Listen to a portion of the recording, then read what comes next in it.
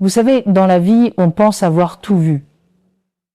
On élève ses enfants, on dit au revoir à son mari, on pense que le chemin est tracé, que les surprises sont terminées. Et puis un jour, on se retrouve avec un secret si lourd qu'il pourrait faire basculer la table du salon. Moi, c'est ce qui m'est arrivé. Juste après l'enterrement de mon mari, Henri, j'ai découvert que j'avais non pas une, mais 2 maisons, et un chèque de 480 000 € dont je ne savais absolument rien. Et puis, une semaine plus tard, mon fils, Grégoire, qui entre dans le salon, tout fier, en me disant « Maman, commence les cartons. La maison est vendue. » Jay juste sourit. Il ne savait pas que mes valises, à moi, elles étaient déjà prêtes. Mais pas du tout pour les raisons qu'il imaginait. C'est une histoire compliquée. Restez avec moi, prenez un café. D'ailleurs, quel âge avez-vous? Et de quel coin de France ou du monde m'écoutez-vous? Dites-le moi dans les commentaires. J'aime bien savoir à qui je parle. Allez, je vous raconte. Si on m'avait dit, il y a 1 an, que je serais assise dans une étude de notaire, serrant un jeu de clés et un chèque de près d'1 demi-million d'euros, j'aurais ri si fort que Jen aurait fait tomber mes tasses de la cuisine. Mon défunt mari, Henri, que Dieu ait son âme, était le genre d'homme qui planifiait absolument tout. Il y avait un tableau Excel pour nos courses, un agenda avec des codes couleurs pour nos rendez-vous chez le médecin et un dossier intitulé « En cas de coup dur » qui contenait tout, de notre testament à la garantie du grille-pain. Mais apparemment, même les planificateurs les plus méticuleux ont leurs secrets. Le jour après l'enterrement des Henri, j'étais encore dans le brouillard. Vous savez, ce genre de brouillard où vous ne savez pas si vous êtes réveillé ou si vous rêvez. Et le monde semble tourner un peu trop vite. Ma fille, Élise, s'agitait dans la maison, rangeant les quiches et les cakes salés et répondant aux appels de parents dont je n'avais pas eu de nouvelles depuis des années. Mon fils, Grégoire, parlait déjà des prochaines étapes, de vendre, comme si ma vie pouvait être emballée et déplacée comme un service de vaisselle ancienne. Moi, je voulais juste un moment pour respirer. Peu, être une tasse de thé et une chance de me souvenir d'Henri tel qu'il était, me souriant par-dessus son journal le matin, fredonnant du Aznavour sous sa douche. Mais la vie, comme toujours, avait d'autres plans. L'étude du notaire était froide et sentait légèrement l'encaustique au citron. J'étais assise en face de Maître Dubois, qui avait été le notaire d'Henri depuis aussi longtemps que je m'en souvienne. Il portait le même costume fatigué et avait les mêmes yeux doux et patients. Il a fait glisser une pile de papier sur le bureau et s'est éclairci la gorge. « Madame Martin, il y a quelques petites choses que Henri voulait que vous ayez. Certaines pourraient vous surprendre. » Une surprise? À ce stade, je pensais avoir tout vu, mais il m'a tendu un jeu de clés, vieille, lourde et inconnue. « C'est pour la propriété de la rue des Tilleuls, dit-il, comme si je devais savoir ce que cela signifiait. Je l'ai regardé, confuse. « La rue des Tilleuls? Nous n'avons rien à la rue des Tilleuls. » Il a souri, un peu tristement. « Si, maintenant oui. » Et puis vint le chèque. 480 000 €. Je l'ai fixé, mon cœur battant si fort que j'étais sûre que Maître Dubois pouvait l'entendre. Jay faillit m'étouffer avec la pastille à la menthe que j'avais prise pour calmer mes nerfs. Henri avait ouvert un compte séparé à votre nom, expliqua Maître Dubois. Il voulait que vous ayez des options, si jamais vous en aviez besoin. Des options? C'était bien Henri. Toujours à penser à l'avenir, toujours à s'assurer que l'on s'occuperait de moi. Mais une 2e maison? Et près d'1 demi-million d'euros? Jay ressentit un étrange mélange de gratitude, de choc, et si je suis honnête, un peu de peur. Qu'est-ce que j'ignorais d'autre sur l'homme avec qui j'avais passé 40 ans? Était-il secrètement un espion? Avait-il une 2e famille à Limoges? Mon esprit s'emballait avec des possibilités, certaines plus ridicules que d'autres. Maintenant, je sais ce que vous pensez. Pourquoi ne pas le dire aux enfants? Eh bien, vous avez rencontré mes enfants? Élise est une fille adorable, mais elle a un don pour le drame et une capacité à transformer une taupinière en montagne. Grégoire, d'un autre côté, est pragmatique à l'excès. Si je leur parlais de la 2e maison, ils seraient sur se loger ou le Boncoin avant que j'aie pu finir ma phrase. Maman, pense à la plus-value. Maman, tu n'as pas besoin de tout cet espace. Maman, il faut investir cet argent. Jen tendait déjà le cœur des suggestions, chacune plus épuisante que la précédente. Alors, je me suis tue. Parfois, les secrets sont les meilleurs amis d'une veuve. Jay glissait les clés dans mon sac à main et le chèque dans mon portefeuille, juste derrière la photo de Henry et moi, lors de notre lune de miel. Je me suis dit que je m'en occuperai plus tard, après que les restes de quiche aient disparu, après que les cartes de condoléances aient cessé d'arriver, après que le monde ait recommencé à tourner à une vitesse normale. Dans les jours qui ont suivi, je me suis surprise à penser à cette maison de la rue des Tilleuls. J'y suis passée en voiture une fois, juste pour voir si elle était réelle. C'était une charmante petite maisonnette avec une porte rouge et un jardin qui semblait avoir besoin d'un peu d'amour. Je me demandais à quoi Henri pensait quand il l'avait acheté. Était-ce une surprise pour notre anniversaire? Un endroit pour s'échapper quand les petits-enfants devenaient trop bruyants? Ou peut-être voulait-il simplement que j'aie un endroit bien à moi, un endroit où je pourrais prendre un nouveau départ si jamais Jen avait besoin. Je n'ai parlé de ma visite à personne, ni à Élise, ni à Grégoire, pas même à ma meilleure amie Martine, qui a pourtant un sixième sens pour dénicher les secrets. Jay commençait à sentir un petit frisson chaque fois que Jay pensait. Une vie secrète qui n'attendait que moi. C'était effrayant, oui, mais aussi incroyablement excitant. Pour la première fois depuis longtemps, j'avais l'impression d'avoir le choix. Je pouvais rester où j'étais, entouré de souvenirs et d'une famille bien intentionnée, ou je pouvais faire un saut dans l'inconnu. Et donc, j'ai y attendu. Jay sourit pendant les réunions de famille, Jay hochait la tête au plan de vente de la maison, et Jay gardait mon secret blotti contre mon cœur. Parce que parfois, la meilleure partie d'un nouveau départ, c'est de savoir que vous avez un endroit où aller et un secret bien à vous. Une semaine après l'enterrement des Henry, juste au moment où le dernier cake salé avait été calé dans le congélateur et que la maison s'était enfin calmée, Grégoire Ceste présentait à ma porte avec un sourire si large que j'ai cru qu'il allait se déchirer un muscle. Il tenait une pile de dossiers et un café de cet endroit chic du centre-ville, probablement pour adoucir la nouvelle qu'il s'apprêtait à m'annoncer. Grégoire a toujours été le réparateur de la famille, celui qui débarque avec un plan et un tableau Excel, convaincu qu'il sait ce qui est le mieux pour tout le monde. Je pouvais le voir dans ses yeux. Il était sur le point de réparer ma vie, que cela me plaise ou non. « Maman, bonne nouvelle !» annonça-t-il, attendant à peine que je l'invite à entrer. « La maison est vendue. Il est temps de commencer les cartons. » Il a dit cela comme s'il venait de gagner au loto, comme si c'était la meilleure chose qui puisse arriver à une femme qui venait de perdre son mari de 40 ans. Je l'ai regardé, essayant de rassembler l'enthousiasme approprié, mais tout ce que j'ai pu gérer, c'est un sourire poli. « C'est merveilleux, Grégoire, dis-je, la voix aussi calme que possible. Mais à l'intérieur, je pensais, oh mon grand, si tu savais. Vous voyez, ce que Grégoire ne savait pas, ce que personne ne savait, c'est que j'avais déjà fait mes bagages, pas les cartons de vieille porcelaine ou la robe de mariée que je n'avais pas regardée depuis des décennies, pas les albums photos ou les bibelots qui prenaient la poussière sur les étagères. Non, j'avais emballé quelque chose de bien plus important, ma liberté. J'avais passé la semaine précédente à trier tranquillement ma vie, décidant ce que je voulais emporter avec moi et ce que j'étais prête à laisser derrière. J'avais fait un plan qui n'impliquait pas de vivre dans le sous-sol de Grégoire ou de me battre avec Élise pour savoir qui aurait le bon fauteuil relax. J'avais emballé mon courage, ma curiosité et quelques essentiels, juste assez pour recommencer quelque part de nouveau. Grégoire, bien sûr, n'en avait aucune idée. Il s'est lancé dans une explication détaillée de la vente, avec des chiffres, des délais et une liste de choses que je devais faire. « Les acheteurs veulent signer dans 3 semaines, dit-il en feuilletant son dossier. Il faudra que tout soit sorti d'ici là. Élise vient ce week-end pour t'aider à commencer les cartons. » Jay déjà appelé les déménageurs. Il avait l'air si fier de lui, si sûr qu'il faisait ce qu'il fallait. Jay presque pitié de ne pas lui dire la vérité. Presque. Jay hochait la tête, faisant les bruits qu'il fallait.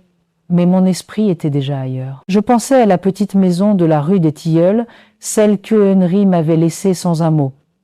Je pensais au chèque de 480 000 € bien rangé dans mon sac. Je pensais aux possibilités qui m'attendaient. La liberté de faire mes propres choix, de vivre ma vie selon mes propres termes, pour la première fois depuis des décennies. C'était à la fois terrifiant et exaltant, comme se tenir au bord d'un plongeoir, sachant qu'on est sur le point de sauter.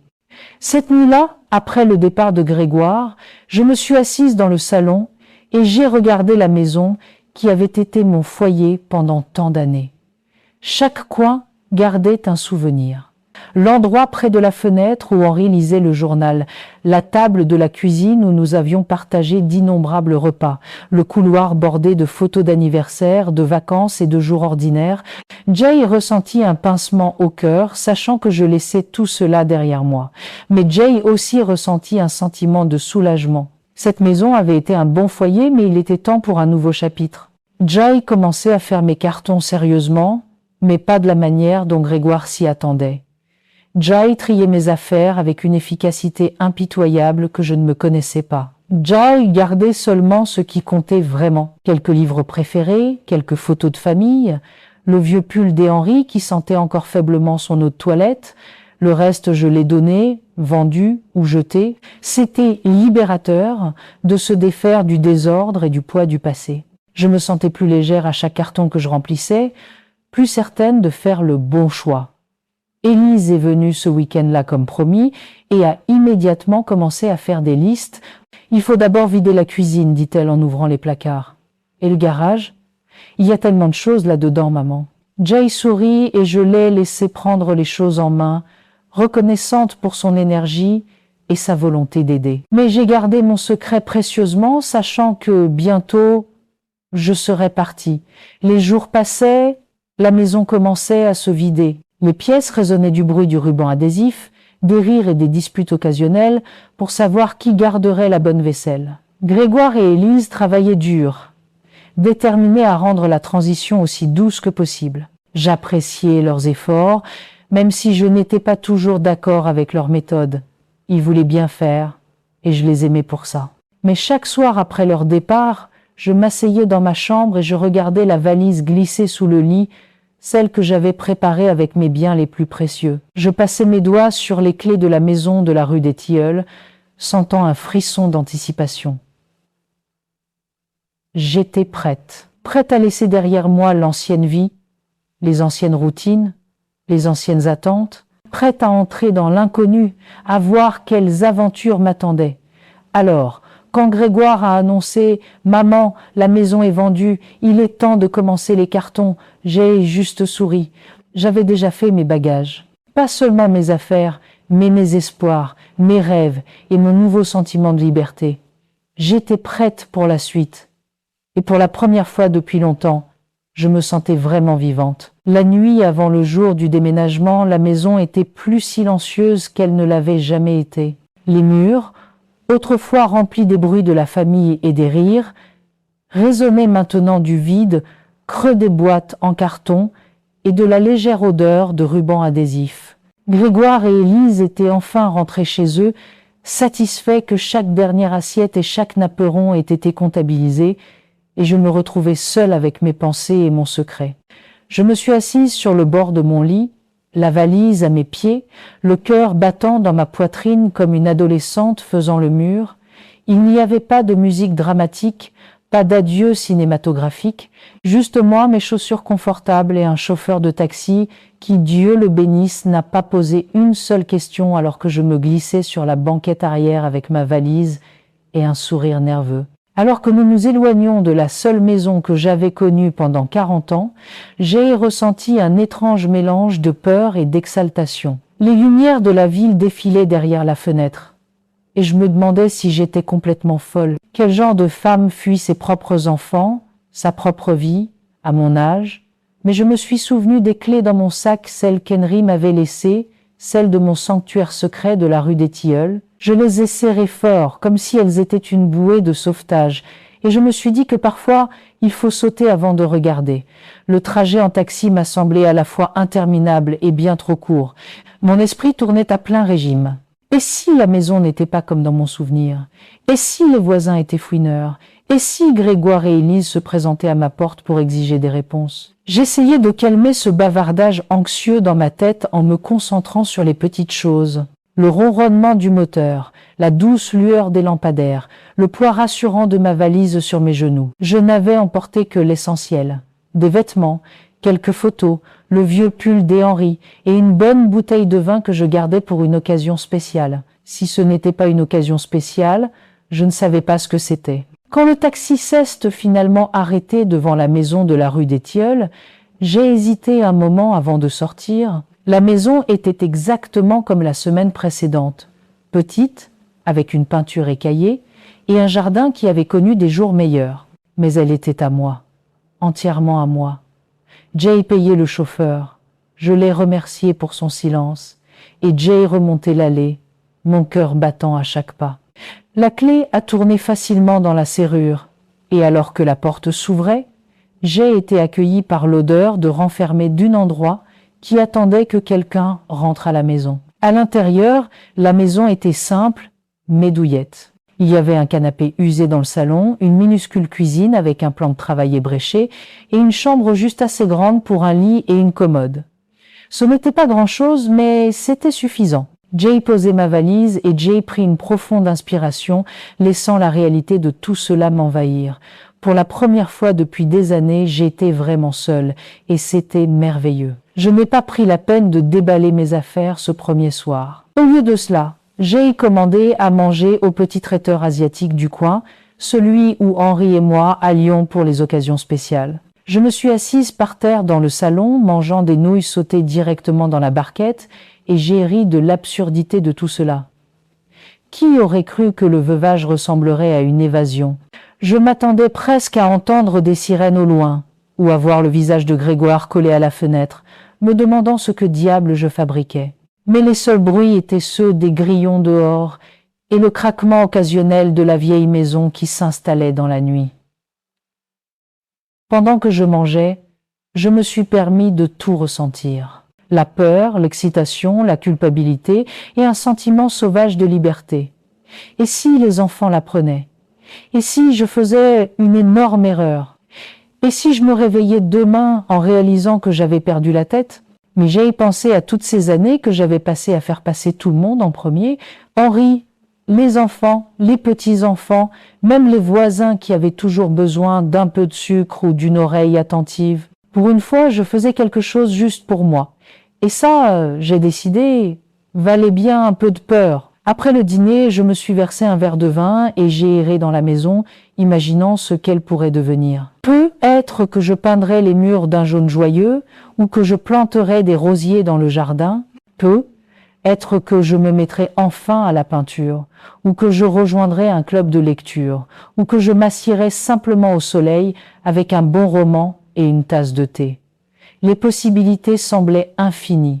Et pour la première fois depuis longtemps, j'ai senti une étincelle d'espoir.